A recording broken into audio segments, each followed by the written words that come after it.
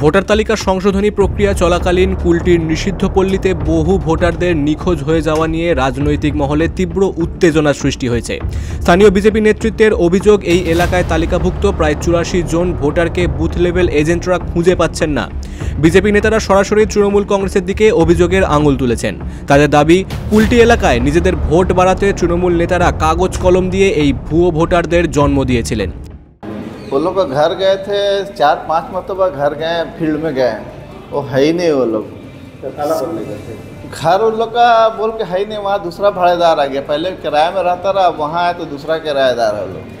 वो लोग बोलते हम लोग जानते ही नहीं इसको, यहाँ कौन रहता था पहले नहीं जानते।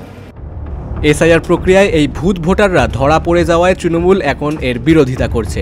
বিজেপির পক্ষ থেকে এই নিখোঁজ ভোটারদের তালিকায় উচ্চপদস্থ আধিকারিকদের কাছে জমা দেওয়ার কথাও বলা হয়েছে।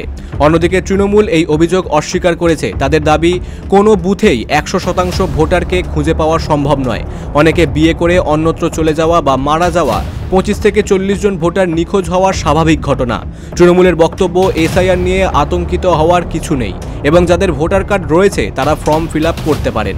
এই ঘটনায় স্থানীয় রাজনৈতিক উত্তেজনা তুঙ্গে। Bureau report, big news Bangla.